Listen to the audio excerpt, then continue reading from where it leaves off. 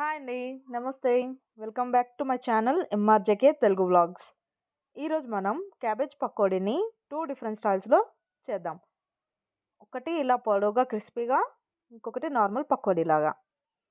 ముందుగా క్యాబేజ్ ముక్కల్ని ఇలా పొడవుగా కట్ చేసుకోండి. ఉల్లిపాయ ముక్కల్ని, పచ్చిమిరపకాయ ముక్కల్ని కూడా ఇలా పొడవుగా కట్ చేసుకోండి. క్యాబేజ్ ముక్కల్లో ఉల్లిపాయ ముక్కలు, పచ్చిమిరపకాయ ముక్కలు, కరివేపాకు వేసి బాగా కలుపుకోండి. ఇది బాగా కలిసాక ఇందులో 2 టేబుల్ స్పూన్ల శనగపిండి వేసుకోండి. శనగపిండి అనేది తక్కువగా వేసుకోవాలి అందులో చిటికెడు పసుపు, రుచికి తగినంత ఉప్పు, కొంచెం కారం వేసి బాగా కలుపుకోండి. ఇందులో నీళ్ళు వేయవలసిన అవసరం లేదండి.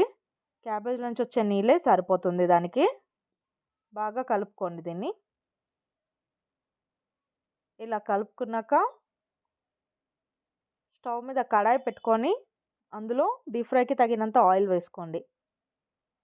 ఆయిల్ హీట్ అయ్యాక మనం ముందుగా కలిపి పెట్టుకున్న క్యాబేజ్ని ఇలా విడివిడిగా వేసి డీప్ ఫ్రై చేసుకోవాలి. ఫ్లేమ్ని మీడియం నుంచి లో అలా అడ్జస్ట్ చేసుకుంటూ మనం డీప్ ఫ్రై చేసుకోవాలండి. ఇది గోల్డెన్ బ్రౌన్లోకి వచ్చాక మనం వేరే బౌల్లోకి ట్రాన్స్ఫర్ చేసుకోవాలి. అలానే మిగిలిన పిండి అంతా కూడా డీప్ ఫ్రై చేసుకొని వేరే బౌల్లోకి తీసుకోండి. అంతేనండి, ఎంతో రుచికరమైన క్యాబేజ్ పకోడీ రెడీ అయిపోయింది. ఇప్పుడు సెకండ్ వెరైటీకి క్యాబేజ్ ముక్కల్ని ఇలా చిన్నగా కట్ చేసుకోండి. అలానే ఉల్లిపాయ పీసెస్ని కూడా చిన్నగా కట్ చేసుకోండి. పచ్చిమిర్చి, కరివేపాకు, పసుపు, కారం, రుచికి తగినంత సాల్ట్ వేసి బాగా కలుపుకోండి.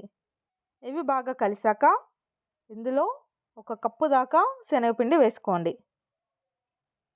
వేసుకొని బాగా కలుపుకోండి.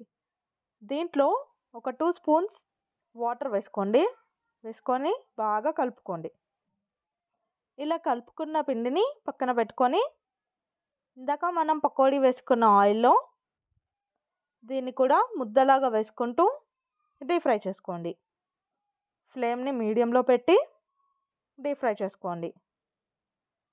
అంతే అండి, గోల్డెన్ బ్రౌన్లోకి వచ్చాక దీన్ని వేరే బౌల్లోకి ట్రాన్స్ఫర్ చేసుకోండి.